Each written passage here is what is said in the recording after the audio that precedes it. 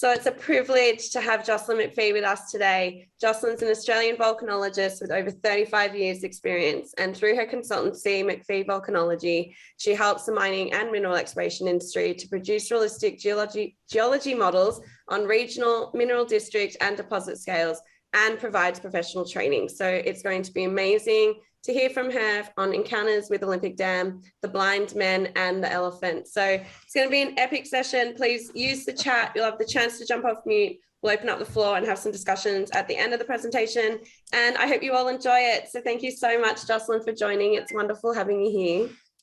So thanks very much. And thanks for the opportunity, Jess, to be involved in your sessions. I'm pleased to have a go, and hopefully we'll keep the audience entertained for this afternoon. I really need to begin with an apology about the very strong gender connotations of the title. That phrase about the blind men and the elephant, it comes from a story that's very old and from an era when issues such as diversity and inclusiveness really weren't what was at the front of people's minds. And so these days it would be inappropriate, but in its era, it was appropriate. And with regard to Olympic Dam, it's also an apt story that, if you don't know it, it's about 6 blind people who are given an elephant to explore, and they all come in contact with a different part of the elephant. And so they all develop completely different ideas about what creature they might be dealing with. And when they talk about it later on, it just results in nonsense emerging.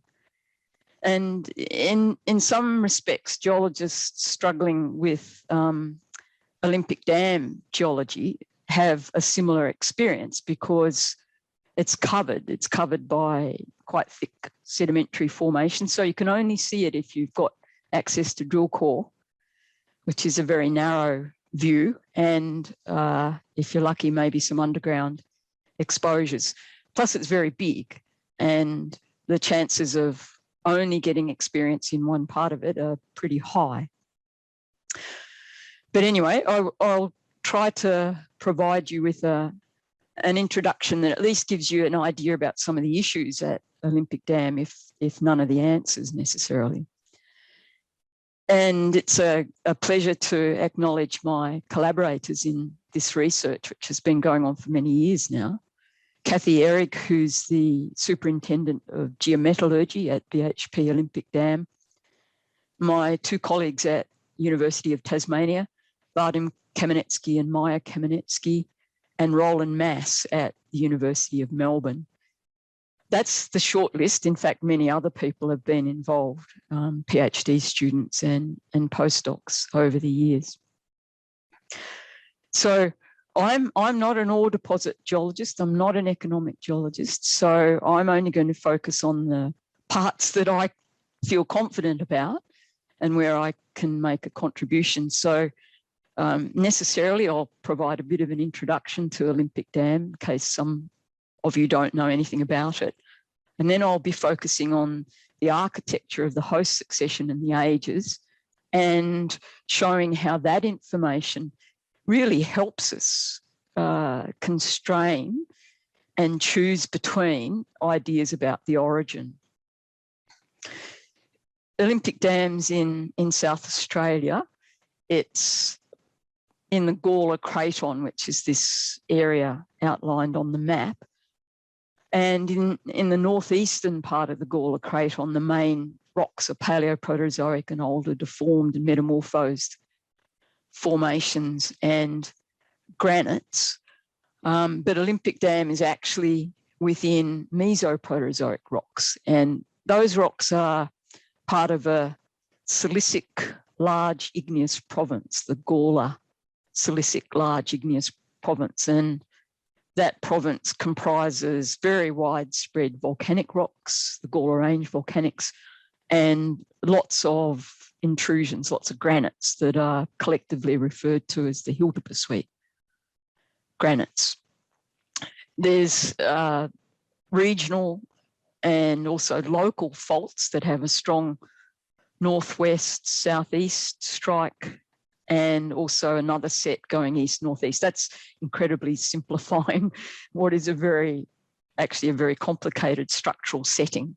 But you just need to know that there are important faults in the vicinity as well.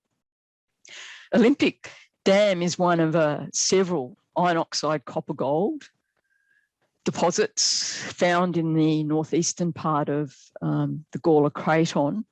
And this group of deposits is called the Olympic IOCG province. And you may know about Prominent Hill. There's another one down this around about here, which is Carapatina, and a whole lot of other smaller prospects in between Oak Dam and Acropolis, Wordawell, and so on. Now, what this map doesn't show is the cover, which comprises sedimentary rocks, Neoproterozoic and younger sedimentary rocks. And those rocks are really in the way, but despite them being there, Olympic Dam was discovered using geophysics and a sediment-hosted copper exploration model developed by Douglas Haynes, and showed up as a coincident gravity and magnetic anomaly under the cover. If we go looking a little bit more closely at Olympic Dam, this map really shows the main elements of the geology that are important. It's actually hosted by a Breccia complex, the Olympic Dam Breccia complex, and that Breccia complex is entirely surrounded by one of the Hilterpursuit granites, the Roxbury Downs granite. And essentially the Breccia complex comprises brecciated granite plus hydrothermal minerals, and amongst those hydrothermal minerals, especially hematite. So the periphery is made of granite that's relatively fresh and it's not brecciated, but as you go in towards the Breccia complex, the granite becomes more and more brecciated and more iron gets added to it. So the main ore is this hematite breccia, the darker grey in the middle. And the white and the mid-grey and the darker grey correspond to varying amounts of added iron to the rock, reflecting the intensity of hydrothermal alteration and also brecciation increasing from the margins inwards. If you go to Olympic Dam, of course, you don't see any of this because of that cover, and it's a significant thickness, about 350 metres of Neoproterozoic and younger sedimentary rocks on the top of this. Apart from the hematite breccias, these coloured blobs, don't worry too much about them at this stage. You just need to know they exist. And they're parts of the Breccia complex where the protolith is something other than granite. And just in the cross section, pointing out that the Breccia complex goes down to about roughly about 800 metres below the unconformity for most of the deposit, but locally it's much deeper than that, more than twice that depth. But it does bottom out in parts of the area. There are some areas where the base hasn't been found. So Olympic Dam, it's big. That's kind of the first thing that you'll always hear about Olympic Dam. It's the world's largest uranium deposit and in the top 5 for copper and gold. And it's not often you get all those metals together in gigantic amounts.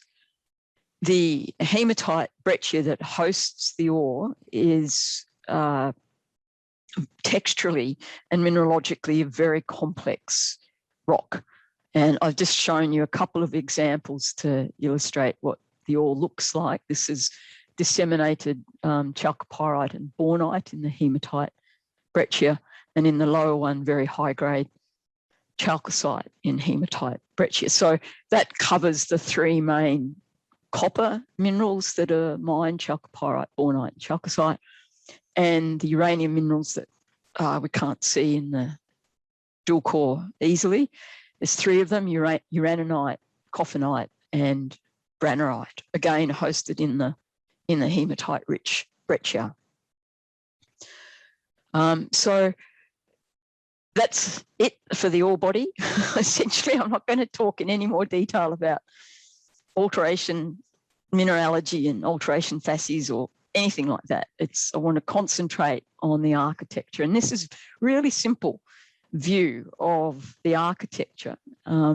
This diagram was produced about 10 years ago, and there's only one change I would make to it in the light of new things that we've learnt in those 10 years. So here's the granite, the Roxbury Downs granite, unbrecciated on the periphery, but all this broken pattern here is trying to show the breccia complex. And you can see most of it's made up of granite clasts, but there are a couple of domains where there's a different protolith represented, and I'll talk about that later on. So apart from brecciated granite and granite that's not brecciated, there's a suite of mafic intrusions that we find in the breccia complex. And all of that is truncated by an unconformity over which are the Stuart Shelf sedimentary formations. These are the cover rocks that I've referred to a couple of times already. And here's the ore body. I've exercised a bit of poetic license in the ore body's shape, really just to get across the idea it's really big. But also, I've tried to show that it's zoned, and it turns out to be a very important feature when we start to look at origins. So the copper and iron sulfides are zoned upwards and inwards from pyrite, chalcopyrite at depth, going through chalcopyrite bornite as you go shallower and further in, and chalcocite at the shallowest levels and in the middle. And also throughout the deposit, these elements that I've listed down the bottom, the iron, the copper, uranium, gold and silver, they're all, if you find one, you find the other. So they're spatially very strongly correlated. The next few slides just show you the rocks, so you get a bit of a feel for what they look like. The Roxbury Downs granite is quite a respectable granite, comprises reasonably coarse-grained alkali, feldspar, quartz and plagioclase. It's the dominant minerals, with small amounts of biotite, amphibole and magnetite. So that's what it looks like away from the breccia complex, and as you go in towards the breccia complex, we see that it's strongly broken up and changes colour because of all the hematite. Here we can still recognise it as granite protolith, but in the central parts of the hematite breccia, often the only trace of it having originally been granite is the presence of relics of quartz in hematite, plus sulfides, of course. So there's a complete spectrum from recognisable to, well, you're guessing. With regard to the depth of emplacement, that's something about which there's a bit of contention. There's one school of thought that suggests it was emplaced at 6 to 8 kilometres, and that's based on a plagioclase amphibole geothermometer, and another school of thought that suggests it's likely to have been placed at a much shallower level, perhaps just a couple of kilometres. And we'll look at that in a bit more detail later on. The mafic and ultramafic dikes I mentioned, they're present cutting the granite and cutting the breccia complex. And there's two sorts. When you're looking at the core, it looks a lot more complicated, but it effectively boils down to two generations and two compositions. So this one here is an example of the olivine ferric, possibly ultramafic dikes. Some of them are picrites that usually are very strongly altered and not nearly as presentable as this example. And so that's one set, and they are about the same age as the main ages of the host rocks, about 1590. And then what are typically less altered or unaltered pyroxene plagioclase ferric dikes that belong to a set of regionally extensive dikes, the Gairdner dikes form, and it runs well beyond Olympic Dam in a northwest-southeast orientation, lots and lots of dikes trending across the Gawler Craton and, in fact, beyond. And these are examples in these photographs of that younger set. And in the drill core, you can see that both sets of faults, so both sets of dikes tended to follow faults and fractures, and that's what I'm trying to show here. This is fractured granite, and a little bit further down the same hole, we see those fractures occupied by one of the Gairdner dikes. So fracture control of the dike emplacement appears to have been pretty common. Returning to this simple architecture, I now want to show you the two other components of the Breccia complex where the protolith is not granite. So one we call volcanic Breccia, and by that I just mean that the clasts are volcanic in origin, so it has a volcanic protolith, and the other one we call the bedded clastic facies, trying to be as non-genetic as possible and descriptive in that name. It's a kind of clastic facies that's typically bedded. That volcanic Breccia looks like this. It's made of feldspar felsic volcanic clasts. You can see here the feldspars are all altered, but they're still recognisably former feldspar phenocrysts. And we get domains where there's jigsaw fit of angular clasts, and you don't have to go very far away and to find places where the clast shapes are much less regular.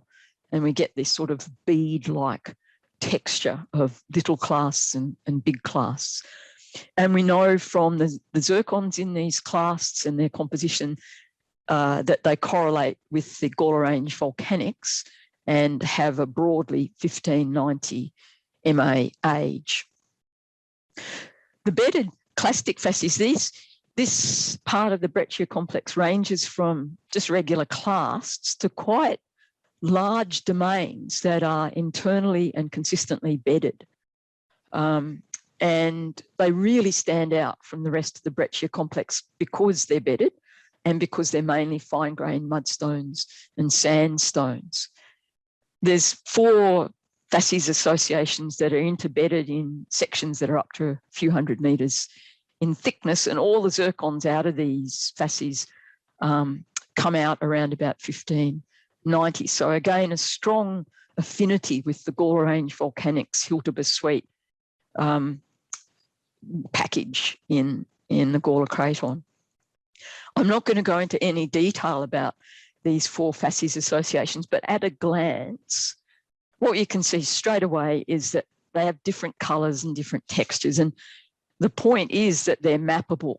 We can log and map them quite efficiently, so long as they're not too strongly altered. Once they're too strong, once they're very strongly hematite altered, these 3 tend to sort of merge in characteristics. But nevertheless, without that strong alteration, we can map and log them. Now, one really important point about these bedded clastic facies is that they're folded. And I've got this in this photo, there's a couple of drill core trays, and if you trace the bedding, you can see some little folds, but you can also see a place here where the whole orientation of bedding changes about 90 degrees, and also in this section of core as well. So there's a kind of mesoscale of folds present, and also smaller scale folds as well. Now, what's important about these folds is that they're not associated with any cleavage, and their geometry is quite variable, even on in small sections. So that, plus knowing that there's no significant regional deformation of the Gawler Ranges of this part of the geology at Mesoproterozoic or younger, tells us that these folds happened before these clastic facies were lithified. So they're soft sediment folds. Now, years ago, all we knew that about the protoliths in the Breccia complex was that they're broadly Gawler Range volcanics, age broadly 1590, but we've now got much more precise dates on the most significant components of the Breccia complex. Don't worry about the details here. They're not important, just the coloured boxes are the bits that are important. So we have an age on the bedded clastic facies about 1591, and it's about 300 million years younger than the Roxbury Downs granite, which is around about 1594, and the local Gawler Range volcanics. And by the local Gawler Range volcanics, I actually mean the clasts in the Breccia complex. They're around about 1595. We also know that the mafic dikes are about 1590, but not from accurate dating. This is uranium lead laser dates on apatite, igneous apatite in the olivine ferric mafic dikes. So the important points here are the local Gawler Range volcanics is about a million years older than the Roxbury Downs granite, and the bedded clastic facies are about 3 million years younger than the Roxbury Downs granite, and the significance of that's going to come out in a minute. So that was all kind of introducing you to the architecture and the main important components of the host succession at Olympic Dam. And I now want to address ideas about the origin. What did the blind men think about the origin of Olympic Dam? And the approach is going to be really simple because it's difficult to keep in mind all the different sets of data that should be kept in mind in talking about the origin. So I do appreciate that this is a simple approach. But what I did was identify what could be called 3 areas of contention. And one is about whether the hydrothermal activity was shallow or deep. The other is about the age of the hydrothermal activity. Was it all just around 1590, or is some of it genuinely younger? And thirdly, about where the metals have come from. So those 3 points are really just ways of focusing a discussion of ideas about the origin. So looking at ideas that go into the shallow category, if you like, we can give them these labels of being sediment hosted, maar diatreme hosted, or fluid mixing in a basin, or maar. And these diagrams are all figures from papers where these ideas have been published. So starting with the sediment hosted, this was the idea, the first idea published about Olympic Dam. And I guess this was published about 8 years after discovery, at a stage when there wasn't much by way of drill core, and the drill core was very widely spaced vertical drill holes. Nevertheless, there was a lot was recognised by that early work, and in particular that the succession included bedded rocks. But the idea was that it was all bedded rocks. It was all various kinds of bedded breccias and sandstones, to the extent that 2 formations were recognised, the Greenfield formation and the Olympic Dam formation, and they were shown on cross sections, and also on this map. That pattern is for the Greenfield formation, and the idea was that this sedimentary succession accumulated in a graben. Now, these days, this distribution matches pretty much where the bedded clastic facies and the volcanic breccia occur. We think about them slightly differently, but nevertheless, they were recognised. And this paper was partly, I guess it would have had to have been influenced by the exploration model that led to the discovery. And because that exploration model was for a sediment-hosted copper deposit, that's essentially the idea behind this paper by Robertson Hudson, a rather peculiar, but nevertheless some kind of sediment-hosted copper deposit. And the expectation was that there would be basalt somewhere in the succession elsewhere, and that the copper came from those basalts. The next idea to be published was really strongly influenced again by the bedded rocks, but gave them a different interpretation. And the interpretation linked the bedded rocks and the mafic dikes and put them together as Mars, a series of Mars volcanoes that were being fed by basalt, by mafic dikes. The drilling suggested that the rocks interpreted to be tuffs, products of hydrothermal and phreatomagmatic eruptions, tuffs broadly, were isolated in these little patches that I've highlighted on the map. So they were a component in the hematite-rich breccia and has all the other elements that we now agree about, the granite breccia and then the granite further out, but they were a distinctive part of the hematite breccia and thought to be isolated and to sort of taper down into a diatreme like breccia.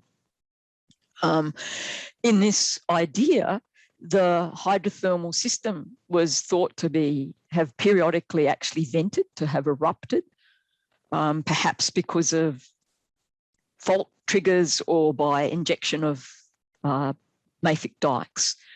And it had its roots they had their roots in the breccia complex and then further down, and inferred, this was just speculation, a mafic, ultramafic inclusion. So this carries with it a very strong connection between copper and mafic igneous sources.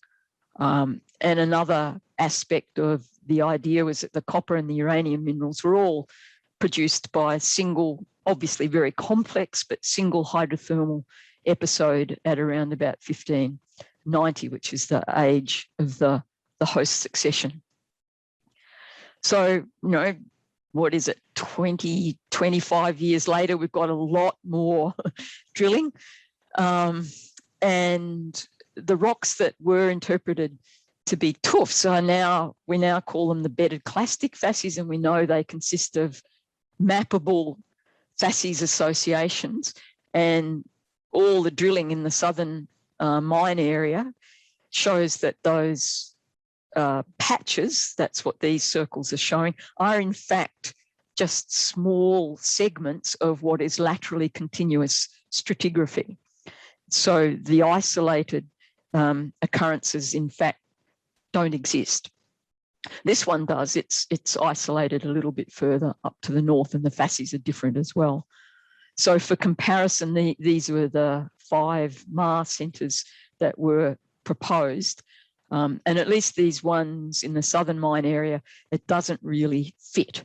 Plus in cross-section, we can see that there's this mappable stratigraphy, and it doesn't, the bedded rocks don't taper down into a diatreme style breccia.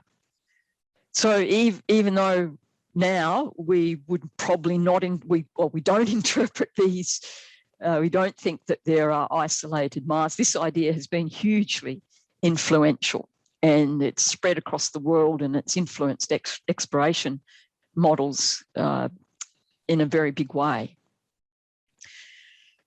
The sort of the third category, or the third example of models in the shallow category, are those involving fluid mixing in a regular sedimentary basin or in a maar. So here, the setting is not as important as the fluid mixing, and the idea is that a deeper, hotter, reduced magmatic fluid from some postulated source rises and mixes with surface-derived groundwater that's cooler and oxidized, and then disequilibrium allows precipitation of the ore minerals, the hydrothermal minerals, at that shallow setting. And both mafic and felsic igneous sources were invoked as sources of the metals. So what these four different ideas share, what they have in common is that they've all recognised that there are superficial clastic facies in the Breccia complex, so facies that can only have been deposited at the Earth's surface. And secondly, they were unconsolidated when they were incorporated, so they weren't hard rock. And they all have, although it's not really stated explicitly, they all imply that the Roxbury Downs granite was solid. It was already crystallised at the time the hydrothermal activity was going on. Now, more recently, just really last year, an idea has emerged from our colleagues at University of Adelaide about a much deeper setting for the hydrothermal system. And the idea is that Olympic Dam is formed as a kind of felsic magmatic hydrothermal system at least 2 kilometres below the surface. Now, this idea has a solid foundation, and there's 3 main kind of pieces of the argument. The first is that the hematite at Olympic Dam has a kind of a granite flavour to it when you look at the trace elements. So there are elevated amounts of tungsten and molybdenum and tin in the hydrothermal hematite, sort of giving that granite flavour to the hematite. The second is related to the results of trying to figure out how deep the Roxbury Downs granite was emplaced. And I alluded to this earlier, and the results using a geobarometer suggest emplacement at 6 to 8 kilometres below the surface, so pretty deep. And then thirdly, accurate dates on the hematite, and these are uranium lead dates on hematite. And the oldest hematite age generated so far from hematite in the Breccia complex is about 1591. So about 2 million years younger than the youngest zircon age coming out of the Roxbury Downs granite. So the idea is that, in fact, the Roxbury Downs granite was connected to a deeper source of sort of Hilterber-style magmas that remained active and were able to replenish the granite over the 2 million years that you need between granite crystallization and formation of the first hematite, and then actually even longer because there's some younger hematite in the Breccia complex as well. So you actually need to keep the system going for another 2 million years. And the idea is that this is one of 2 diagrams, but they have a lot in common. The Roxbury Downs granite was emplaced and at some point developed a cupola that was volatile rich and eventually able to develop an overpressure that cracked up the roof rocks and also cracked up the granite, and the pressure change causing precipitation of the hydrothermal minerals, an event referred to as cupola collapse. So this is a radically different idea compared with all the earlier ones that have a shallower setting and don't have a kind of a necessarily strong connection to the granite. So I would make 2 comments about this. Elsewhere in the Gawler Craton, we know that the Roxbury Downs granite intruded the Gawler Range volcanics. And that suggests that it reached pretty high levels because the Gawler Range volcanics are nowhere, in many places what's preserved is only a few hundred metres thick, but the thickest they were ever likely to be might have been 1 or 2 kilometres. And the second point is that if you've got bedded clastic facies in the Breccia complex and they're mineralised, that means that the ore-forming hydrothermal activity and the brecciation both got to very shallow subsurface levels. And that's why it's important to have a good understanding of the bedded clastic facies. They strongly influence what appears to be reasonable when it comes to arguments about the depth of the hydrothermal activity. The second point of contention relates to ages. And for the sakes of this discussion, we'll look at the idea that all the mineralisation is about 1590 versus some of it being younger than 1590. And we can look at this firstly in relation to field relationships if you don't have any dates, and then we'll look at the results from dating. So from the field relationships, you can get a reasonable way, but then you actually have to hand over to the dates. What we can tell is that the mineralisation, the hydrothermal activity must be broadly the same age as the Breccia complex, but because it's zoned, because the zoning is preserved, that means that the final form of the copper ore body is younger than the Breccia complex. So if we know the age of the youngest unit in the Breccia complex, that puts a lower boundary on the hydrothermal activity. And the youngest unit is one of the facies in the bedded clastic facies, and it's around about 1591. It's not around about, that's a pretty accurate age. I'll show it to you in a minute. Or you saw it previously anyway. And as an upper limit, we've got these apparently unaltered and unmineralised Stuart Shelf formations above. So it's a pretty broad upper limit, but it exists. And that's what you can get from field relationships. But if we look at the isotopic ages, we already know the protolith ages very accurately. I'm now talking about minerals that were produced by the hydrothermal activity. So hematite at 1591 and 1588. Uraninite around about 1590, and some gangue minerals, the fluorapatite and carbonates. Not all that accurate, but at least telling us they're around about broadly 1590. So I put in this picture a very beautiful Gawler Range volcanics outcrop in the Gawler Ranges, nowhere near Olympic Dam, just because it's a very nice part of the world, but also to make the point that there's very good evidence from these dates that the initial hydrothermal activity coincided with the Gawler silicic large igneous province, and very high level of agreement about that.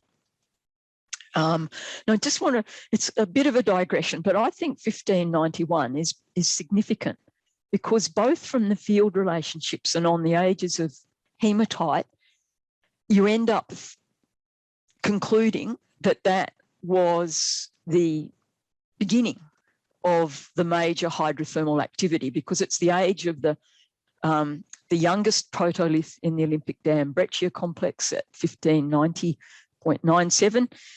And so that's one limit. And then the oldest hydrothermal product from the hydrothermal activity is also around 1591. So completely different groups producing those ages using a different approach. And they both suggest that the main hydrothermal activity began about 1591.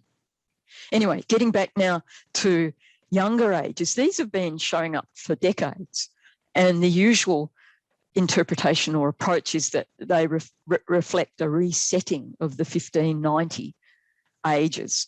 So I've listed here some examples. It's probably not the full list of reports of younger ages involving both ore minerals and non-ore minerals here.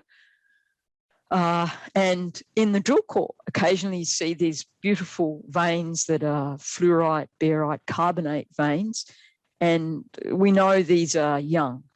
And so that's not a resetting influence, but some of these other ones, that's the kind of argument that comes up. But I want to dwell on this one because it's recent, and two, it's one case where there's compelling evidence that it's not a resetting process, it's actually an addition at a much younger age.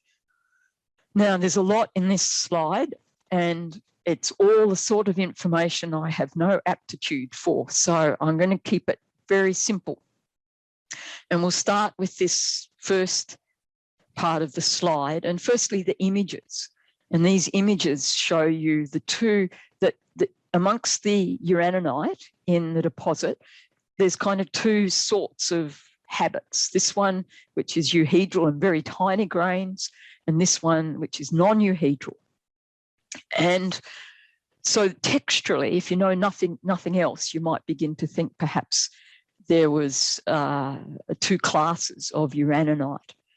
And it turns out that this euhedral uraninite is most commonly found in the low-grade ore. That's less than 1,000 parts per million uranium.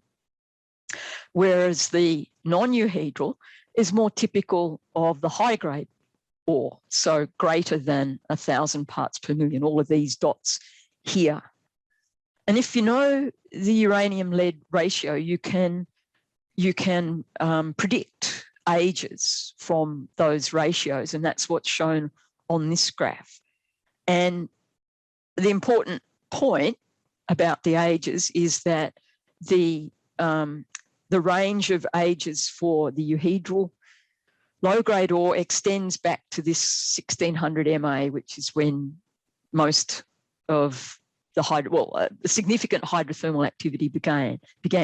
But for the non-euhedral uraninite, those model ages are in the range of about 550 to about 700 MA. So we're getting first signs that there's two generations and they're significantly different in age.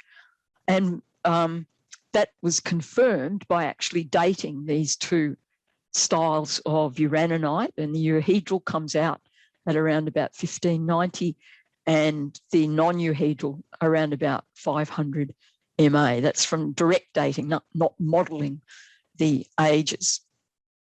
And then the third evidence that really supports the idea that this is a separate new generation of uraninite in the young age span is by looking at the rare earth element patterns in the uraninite. So the euhedral in red and the non-euhedral in blue, and they're completely different.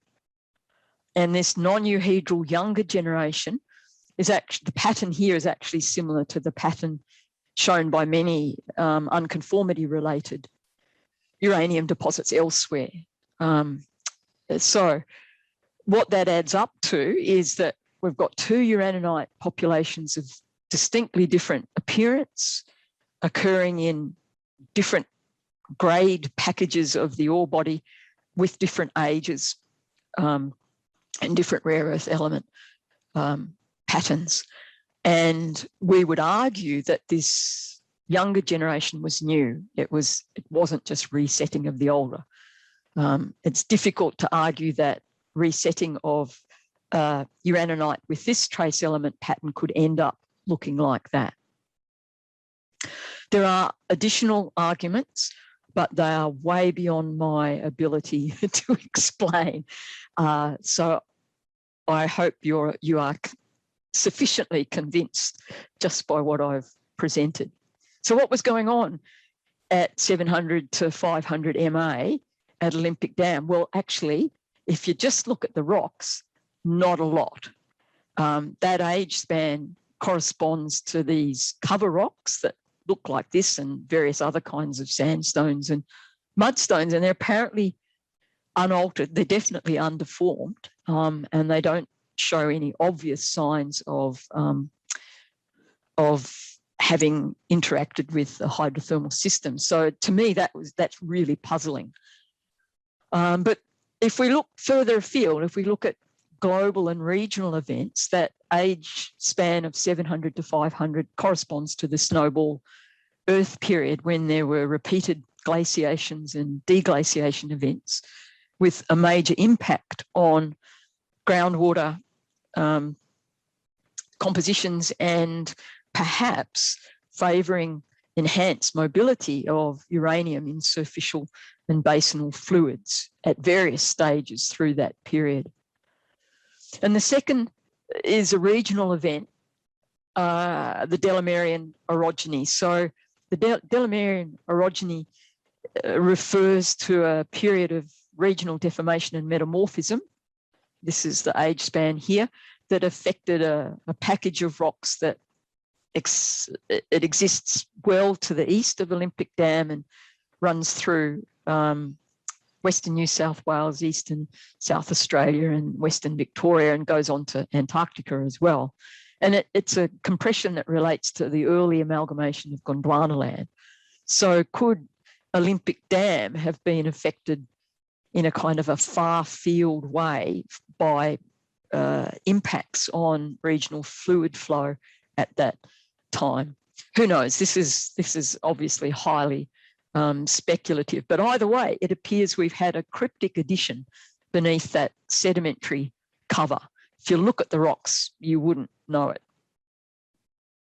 And then finally, this is very brief because I have even less expertise about these arguments than about the ages, whether the metals have a deep source or they have a local source. Now, when I first went to Olympic Dam about 15 years ago, and for many years since then, the idea was that the copper came from mafic igneous rocks elsewhere in the host succession, or maybe a deeper intrusive origin. So not that far from Olympic Dam, there's mafic Gawler Range volcanics at Snake Gully. And as you've seen, there's lots and lots of mafic dikes actually in the Breccia complex. So invoking a mafic source from, a copper source from mafic igneous rocks is consistent with what we know about the architecture and about the ages of the rocks as well, and the regional setting.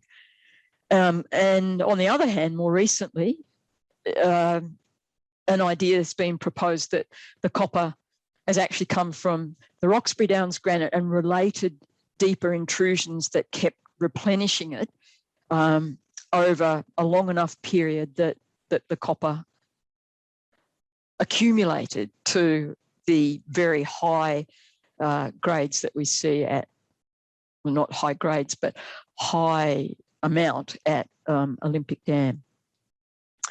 And I am going to stop there talking about metal sources, and I think this is sufficiently unresolved and contentious to not warrant me looking further. So in conclusion, I reckon the evidence is pretty good that the hydrothermal activity operated in a probably pretty shallow setting, and that we have compelling evidence now that significant uranium, at least, is younger than 1590. We've got some ongoing research which might allow us to add significant copper being younger than 1590, but that's work in progress, and can't really say anything significant about the metal sources. But for me, one of the things that I wasn't expecting to learn at Olympic Dam was that undeformed and unaltered cover sequences do not always provide an upper age limit on mineralizing events. And that's a learning experience that can be generalized to any kind of ore deposit anywhere, pretty much. And working at Olympic Dam, you just got to keep an open mind. Anything might show up. That's the end of the story. So I'm happy to attempt to answer any questions that you might have. Thank you so much, Jocelyn. That was, yeah, that was so interesting.